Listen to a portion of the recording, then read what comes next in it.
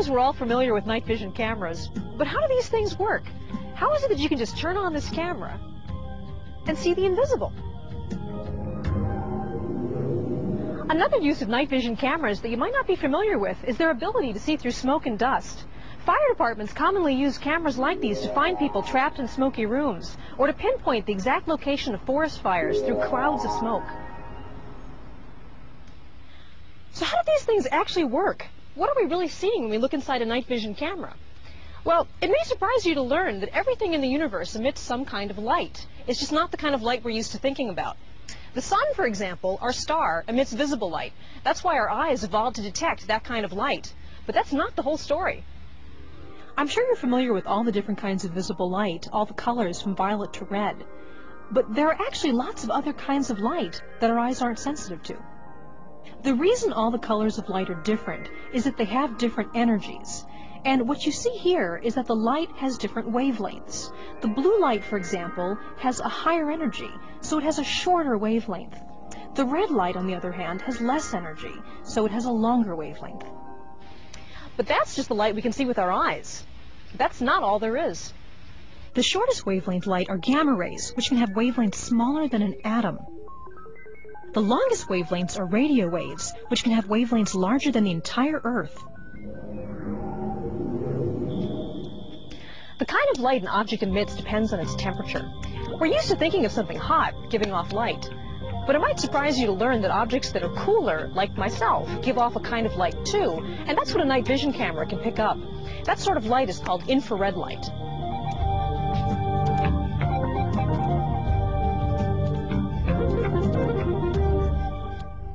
The world sure looks a lot different in infrared light. Remember that what you're actually seeing is temperature. So something that's warm is going to look bright in the infrared. And something that's cold looks dark. Ice cream. Blow dryer. And infrared radiation is actually a measurement of temperature. Places on my face that are cold, like my nose, appear dark in an infrared camera because they're giving off less infrared radiation. And places that are warm, like my mouth, or the hair next to my head, are brighter because they're warmer.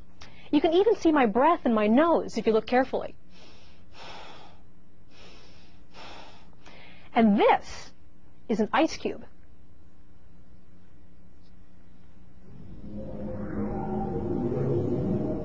And humans, of course, are not the only things that emit infrared light. What do you think you can learn about animals by observing them in the infrared? What about reptiles? Remember, they're cold-blooded. Giraffes.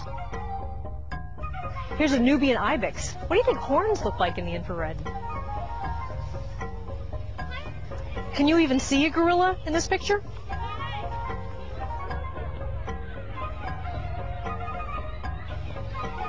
If you look carefully, you'll notice you can still see the zebra's stripes, even in the infrared. How about elephants? What about a polar bear? How about a rhinoceros? Check out the horns.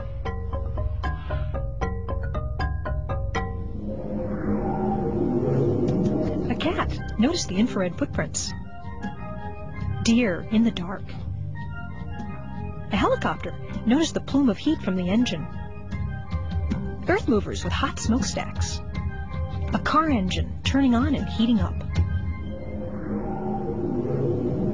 Infrared light also has a lot of really interesting properties that visible light doesn't have. For example, it can often pass through things that block visible light completely. But just like infrared light can penetrate some things that stop visible light, it also gets stopped by some things that let visible light through. For example, here's a piece of glass, and as you can see, none of the infrared gets through at all. If you haven't guessed, that's how the greenhouse effect works. Infrared light can't get through gases like water vapor in our atmosphere, which means that the heat is trapped and our planet is getting warmer. So what am I, an astronomer, doing with an infrared camera?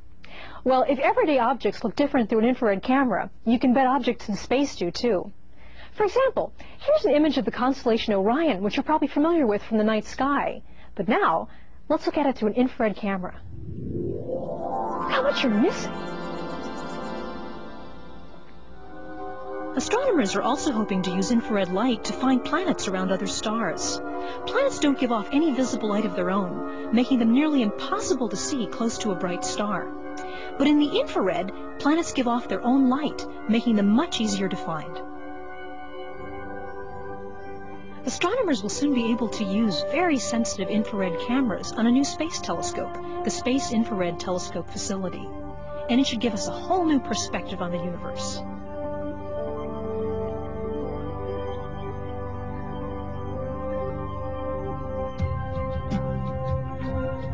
At that point, we'll finally be getting a more complete view of the universe. Right now, we don't even know what we're going to discover. There are so many wonders out there. We'll finally be able to see more than our eyes can see.